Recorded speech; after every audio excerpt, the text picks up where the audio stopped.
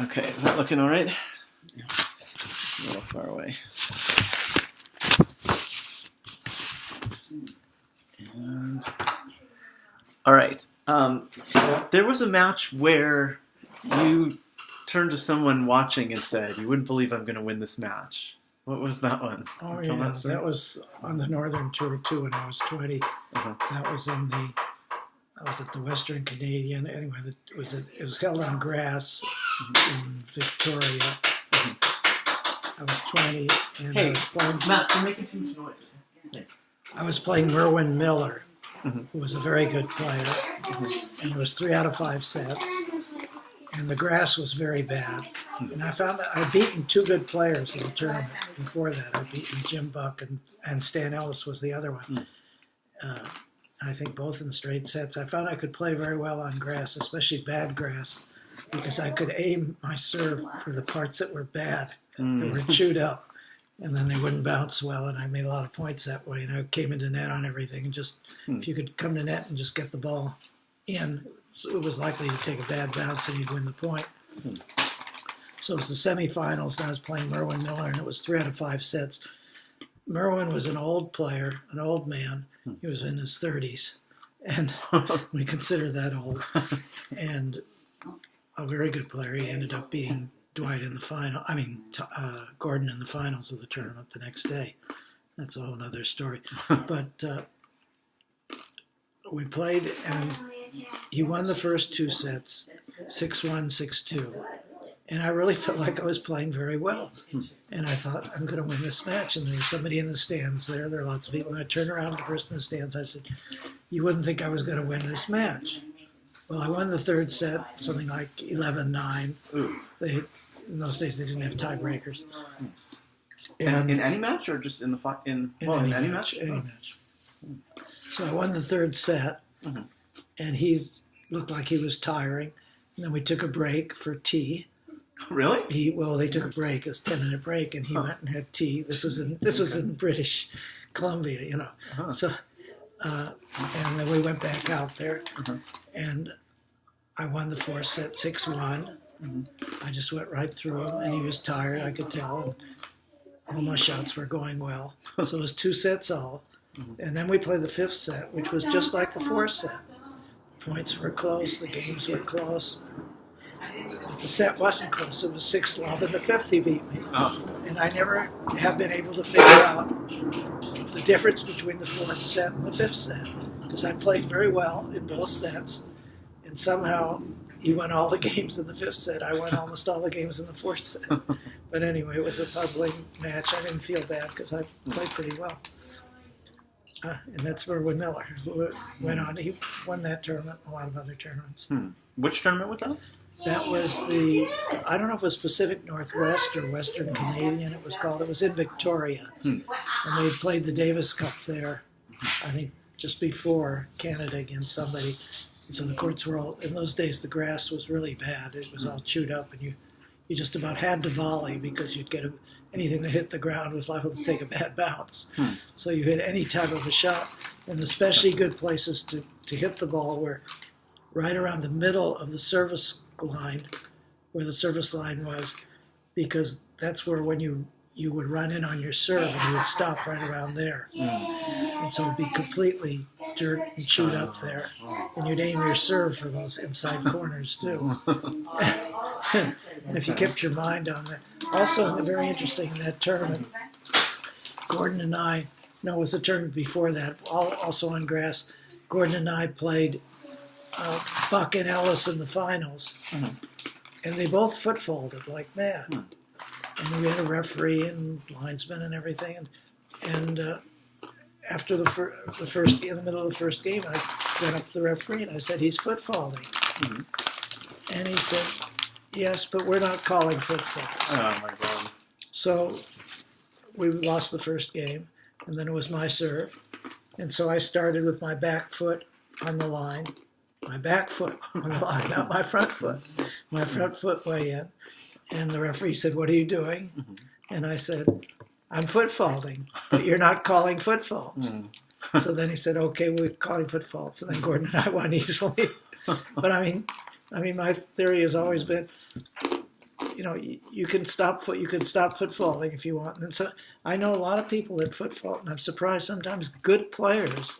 I've seen ranked players who, when they play practice, they foot fault. Mm-hmm. And to me, it's like cheating to start. Yeah. It's like making it inside. And then people say, well, it doesn't make any difference. In fact, in that match, the umpire said it doesn't make any. And I said, well, if it doesn't make any difference, then don't do it. Right. It does make a difference.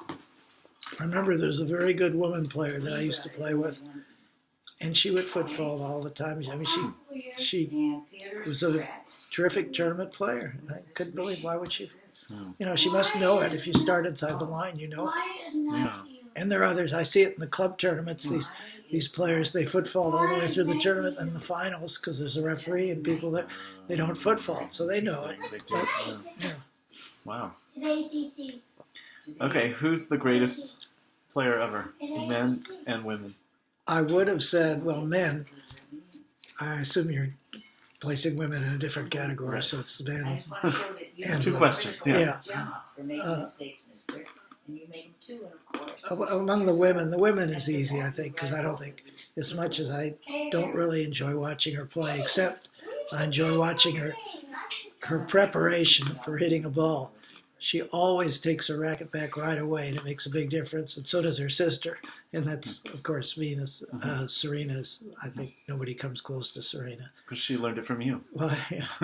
Now, for the men, I like what Laver said, that it's impossible to tell because rackets were different, the tournaments were different, all these things were different. But I would have said Sampras until this year because Sampras had the best second serve, I think, of anybody. And I think the second serve is by far the most important shot, even though Sampras's backhand was very suspect most of the time. I mean, when he played Agassi. And if Sampras had lost to Agassi that time they played in the finals of the U.S. Open when he was around 30 or so, I wouldn't have said Sampras. But I would have said, but I really would think Sampras because of his very strong serve. But the things that what's his name? Federer has been doing. You can't. I mean, that's just unbelievable the way he's now. All of a sudden, I mean, he used to have a really bad backhand. Not bad, but compared to the rest of his game. And he would slice it. Now he comes over and just takes the game away from you on your serve by hitting over his backhand and then rallies too. I don't think there's anybody. I mean, he's playing now in this tournament. He may lose, but still at his age, to get to the semifinals, and he won the Australia. You can't I don't think you can come close to saying any. And one thing about him, he doesn't. It's hurt him and it helped him. I think that he doesn't change his game for somebody else. He sort of plays his game, and if you don't like it, tough. If you're better than he is at that, then you're gonna beat him. And it's especially true, I think, when you watch where he stands. He rarely alters where he stands when he returns serve. He just makes up his mind where he's gonna stand. If it doesn't work, you would think, somebody would tell him, go back farther and come up farther, try something else. But he doesn't. This is the way he plays. This is the way he's going to win. And I think he got that from Tommy Freiberg, I think. What do you mean? Well, Tommy Freiberg would play like that, too. Just play his game. Oh, hit everything as hard as he can. Yeah, the machine. He would hit for a spot. When you're playing doubles recently, not too recently, but within 2 years, against Tommy, he would serve as hard as he could to one side, and then if he misses it, he's going to hit it the same place because he will not. He wants to get that serve. Anyway, here you are. That reminds me that there was someone. Oh, I didn't tell you women. I did tell you women. Yeah. Sorry. There was someone. Maureen Conley, not far behind, but she is. She had no serve compared to the way they serve now. Was it Max Brown who would hit to the other player's forehead? Max Brown. He was a great competitor. He was really a terrific fighter. And I saw him play once a school match against somebody who was pretty good. And he won the match, but it was very close. And I said, after the match, I said, Max, you really played well, but you hit all your shots to the guy's strength. Why did you always play his strength? And he said, well, I feel if I can break up his strength, he won't have anything left and I'll beat him. Hello? And I said, the obvious, well, what if you don't break up his strength? And he said, well, then I lose. And that's what Max Brown said. Now I lost your dad. So I don't know if I should close this or might not even be on because the picture's off. You want to say something about tennis? How about your tennis? Come here and say something about your tennis. I don't know if you'll be on. Come on. Here's the future tennis great. Gemma Schoenberg, tell us about your tennis. How do you hit the ball? Look at me. Sorry. We got Gemma's tennis. Okay, I have some more questions. Okay. You talked about the hitting to the forehand, right? My head is chopped off here. Oh, I doubt it. It seems fine. Okay. Yeah, I finished that one.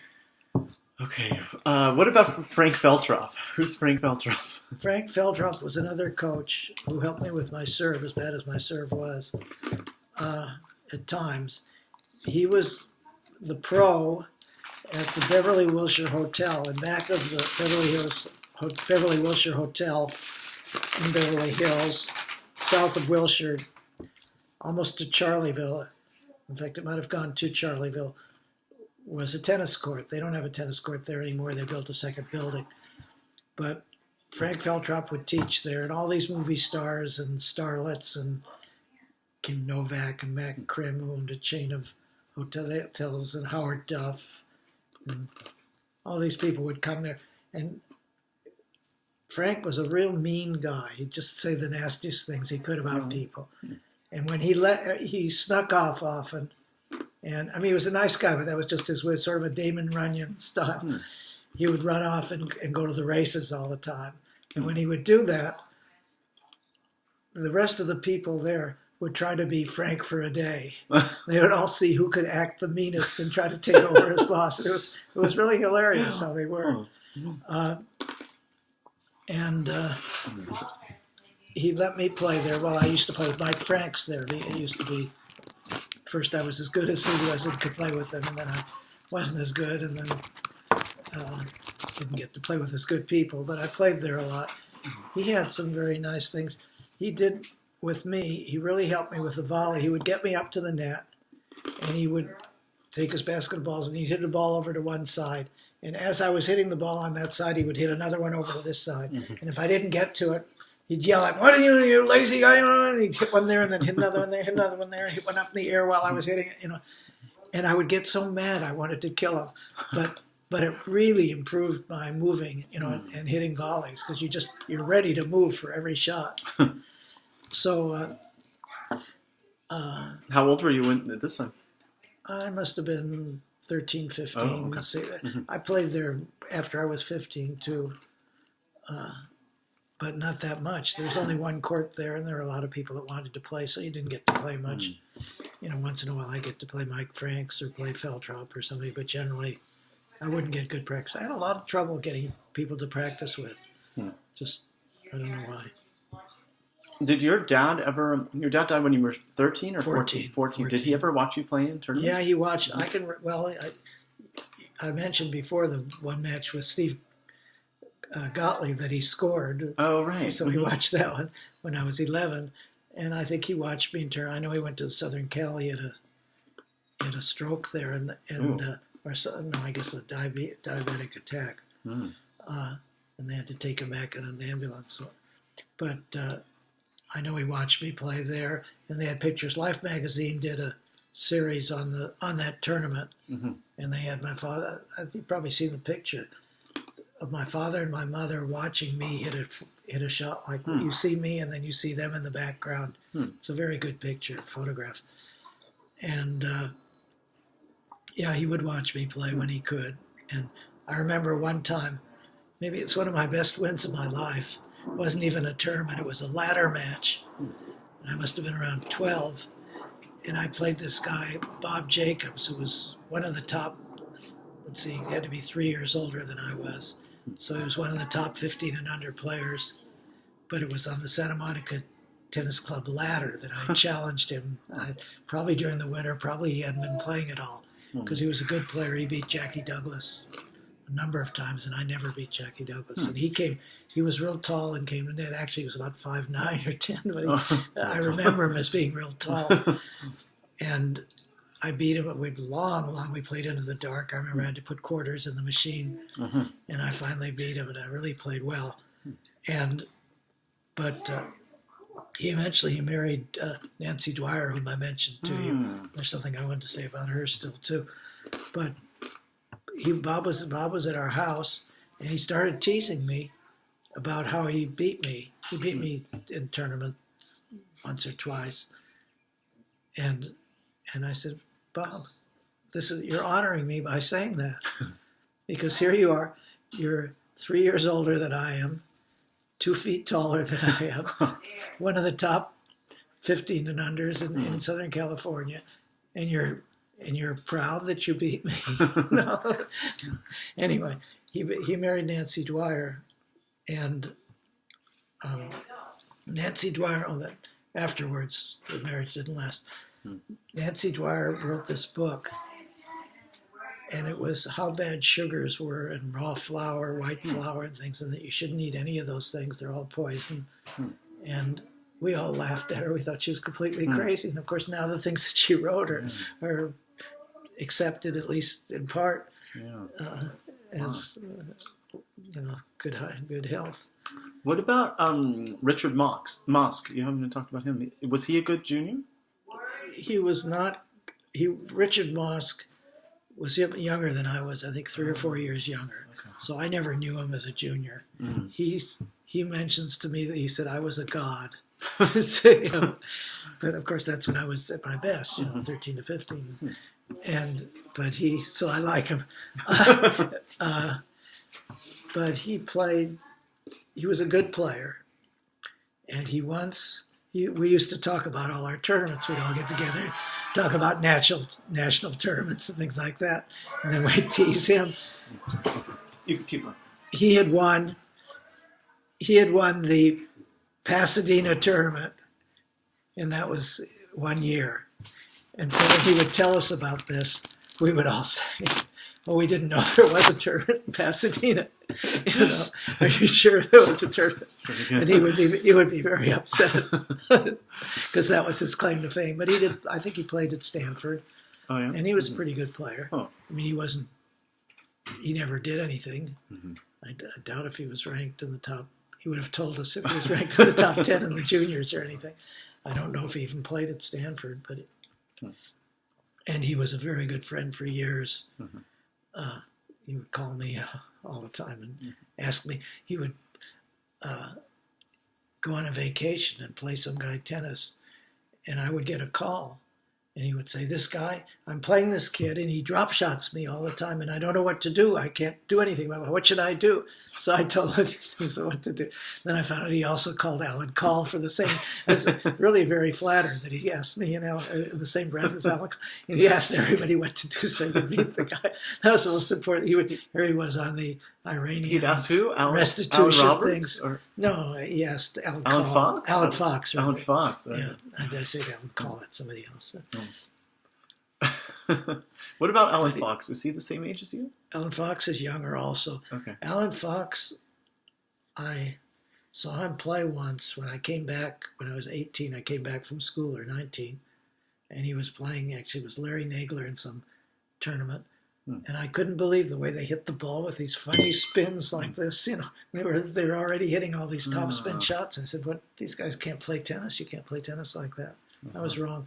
But I played Alan also, and he reminded me. I told Alan once. I said, "I've never played with you in a tournament. I wish I'd played with you before you got good."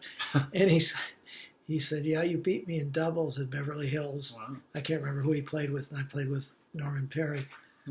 And I said, Alan, the insult is not that I beat you, but that I don't even remember playing you that doubles. But he was a wonderful player.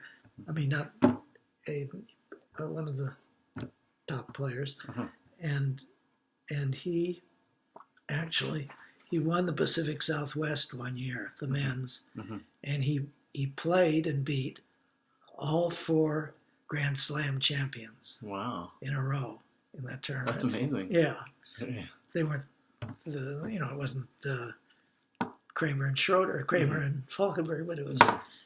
I can't remember who they were, but there's one from Santana, I think, and I can't remember who they were. But just the fact that you would play all those. Yeah. Wow. Speaking of pro tennis, we haven't talked about Scott Davis. We used to go around and follow him. You want to talk about the 84 U.S. Open, or was it 83 U.S. Open and 84 Wimbledon that we went to? Well, I remember him playing. He played the Swedish player, doubles player mainly. What was his name? Yared. With a J. Yeah, Yared. I think it was in the round of 16, or maybe it might have been farther down. It probably was farther down. But he had a good Yared that year. Got to the semifinals, and he had in Wimbledon. In the Nationals, I think it was U.S. Open. I think, and that's where we saw him play Yared. I could be wrong on this. And he had 2-love in the fifth set and lost. And he also played. Yared almost lost in the first round too. I remember he played an Italian player. That wasn't the Nationals. I thought it was the Nationals. The U.S. Open. Was Wimbledon. Yeah. One year he lost to Lendl, where he had 2-love in the fifth on grass. Yeah. When Lendl, I think that was the year Lendl got to the finals and lost. I'm not positive, but the match I remember most and the saddest I remember him winning a lot of junior matches, but the one that was really sad that he lost was when he played in the Lipton tournament. The Lipton tournament was besides the Grand Slams, the biggest tournament, and the prize money was bigger than the Grand Slams. And he got to the finals. He beat a guy called Schmidt, who was very good in the semis. And somehow all the top players played, of course, but it was one of those tournaments where they all lost. And he got to the finals, and he played. He might have beaten Connors in that tournament or something. Didn't he have a good record against Connors? I don't think he ever beat Connors. I don't know. I think so, but anyway. Well, he could be right. I don't know, but I don't think he beat any of the top players. They just all lost to somebody else, and it happened all the way down. In the finals, he played Mayotte, who we'd been with at Stanford. They both went to Stanford. And he won. It was 3 out of 5 sets in extreme heat again in Florida. And you could tell he was just dead. He won the first 2 sets. And then the third set, it was 1-love in his ad. And he hit a volley that I'm pretty sure was out. It was a real short volley. And the umpire and the linesman called it in. I think it was, or somehow it was called in, and then they overruled and called it out, his volley. And he would have been ahead 3-love in the third, having won the first 2 sets. And he blew up. He just got mad, and he lost the next three sets. And we were watching on television. I can't remember whether Gordon was there with us or not. But he was around. It was very sad. And after that, he came very close several times to getting in the top 10, but he never quite. He would draw these players that he should have beaten easily. In the first round, and he would lose. And all he needed was 1 win to get in several times to get into the top 10, and he didn't quite make it. But of course, he did then make it in doubles. He was number 1 in doubles for a while, which isn't bad.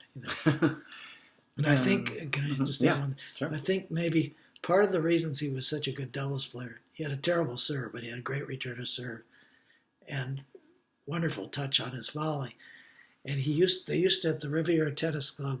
They had this right up where the lower clubhouse is. They had a little sort of dinkum court. This is a little net you could dink around. And he and John Davis, who was his friend, a very good player in the juniors, would spend all their time playing dinkum. They would never practice. They would play dinkum because they loved that. And Gordon would come and get real mad at him for playing dinkum. But that's probably why he was such a good doubles player. Now, do you remember at the U.S. Open, there was a junior player that you met on the bus to the courts? Yeah, I didn't know who he was. There was they would take you from your hotel out to the courts in the bus, and there was one guy there, big kid, strong-looking kid, who had I don't know if I met him, but because he had earphones Mm-hmm. on and was listening to some rock music or something. Mm-hmm. And then I saw him play, and I thought, this guy's really going to be good. But you talked to him. You Did I spoke German talk with to him. Yeah. Maybe, possibly I did. It was Boris Becker. Yeah. And then But it was. I he saw him hadn't when won he- anything. It was no, like he was in the 83, juniors. I think 82, he won the yeah. juniors. Mm-hmm. And then the next year I saw him at Wimbledon when he won the junior. He won the men's. Mm-hmm. He beat Kevin Kerr. In fact, that's my favorite question to ask people as a puzzler about tennis. Who's the only person to have beaten both Connors and McEnroe in a Grand Slam and not won the tournament? Mm-hmm. And it was Kevin Curran, who just was playing tremendously and just easily beat, not easily, but I think they were both straight sets. But he just crushed them. He was serving wonderfully and everything. And then against Becker came out with his strut, and he was completely psyched out against Becker, and Becker beat him right off the court. Mm-hmm. In the final, Becker had beaten Yard in the semis. That may have been the one with Yard and Scott, too. That was the one in Yard. And it was when Becker was 18 and won his first Wimbledon. Mm-hmm. That's right. Okay. Anything else? Any other stories? We can only go so far. Yeah. I could show you my scar so that Marlena won't have to do it. What about your great victories in Jay's rotisserie? Geez, I try hard in Jay's rotisserie. I probably put more into it than any two people combined. And I don't do very well. Well, I've stayed in Serie A mainly, and that's pretty good. You remember the old days where we used to bid? I can't remember how we did it. We just had one day where we just it was live. Bid for You players. say, I take Gilbert for 10 cents, and then he goes up. The bid. And like then an what auction. happened? You could outbid any time. You right? could auction. He was up on the auction, and you could say three. No, I mean, was one person in the auction at a time, or could you just all the coaches were there, but we were doing one player at a time. One player at a time. Yeah. I see. Yeah. This was I don't remember how we Gilbert did for $2, going twice, Yeah. going 3 times. But we had a good time with it. Jay's thing that was really good. Yeah. Really did a good job. I remember how you guys were going to make a game and do that for a living. Something that wasn't so funny.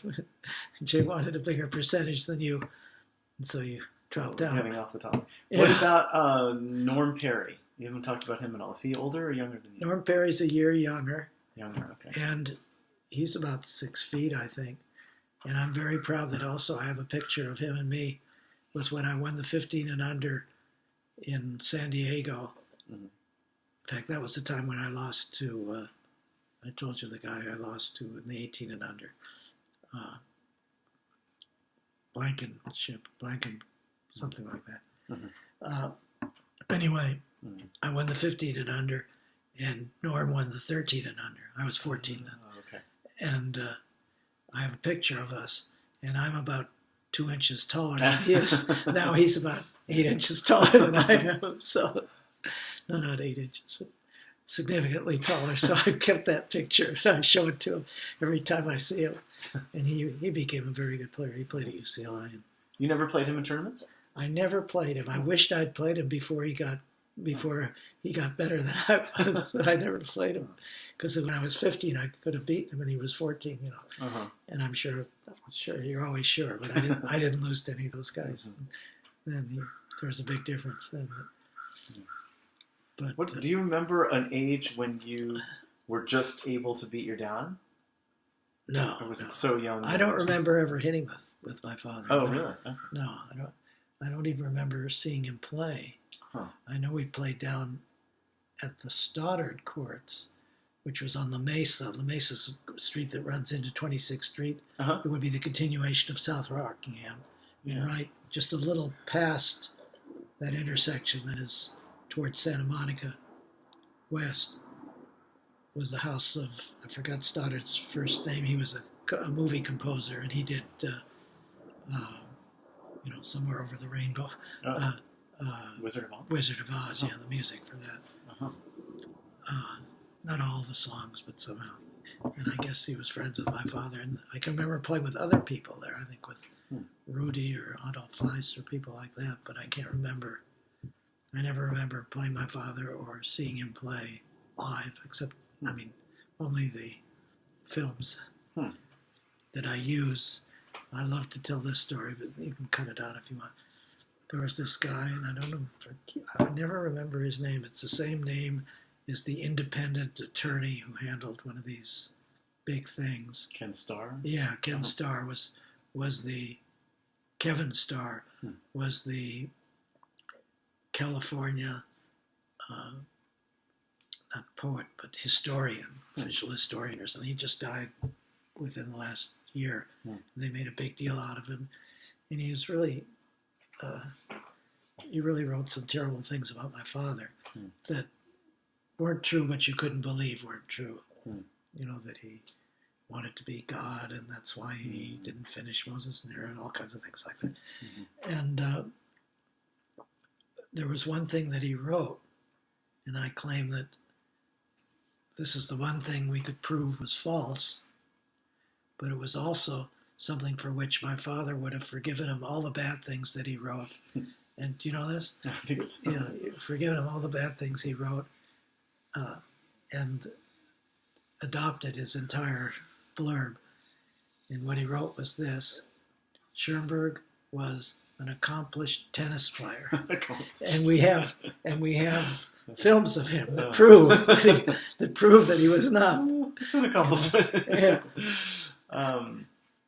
When your dad died, did that ever affect you on the court, or affect your grades, or things like that? I'm sure it affected me. I think in my teenage years I became very aloof and maybe depressed. Now whether that was because of my tennis, because my father died, or something else, I don't know. But I don't consider my teenage years that happy. College was somewhat better. After college was better.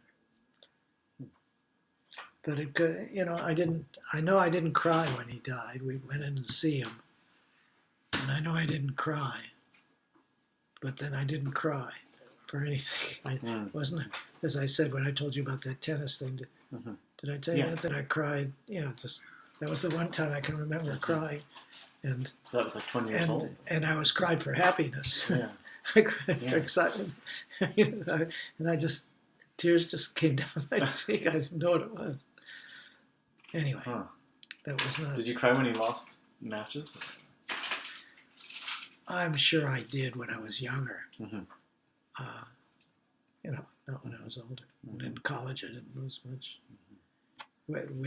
I didn't lose much because I was playing second or third, and we didn't have good players that we played. I think I lost once my senior year to some guy that wasn't very good, and I lost, I think, once my junior year. Probably once each of the 3 years. You couldn't play freshman. You only lost one time? You couldn't play freshman year. Wow. Yeah, but because I didn't play good. I can only remember playing one good player, and that was the number 2 man for Iowa, who was very good. And I beat him very easily. And it was one of those, I had those things every once in a while where I would play out, I wouldn't miss a ball. I just couldn't miss when I tried. And but that was about the only good player I remember playing. Like Max Brown. What about Max? Yeah, did you challenge each other and stuff like that? He was much better than I was. And he didn't seem to practice much. I rarely played with him, and he rarely played. Of course, senior year he had. I don't know if he played. You had to play when you didn't have classes, and it was not like here. We went to real school, and we only started our season. Sometimes started at the end of April, because it was snowing, and that's how we'd go somewhere try to go somewhere where it was warmer for Easter vacation, so we could get some tennis in. Other than that, we didn't get to play. Okay. Anything You else? think you got enough? Riviera tournaments? Yeah. I don't know what else you want to talk about. Let me just pause it. Teaching you guys tennis, I could put, the problem is if I put you, then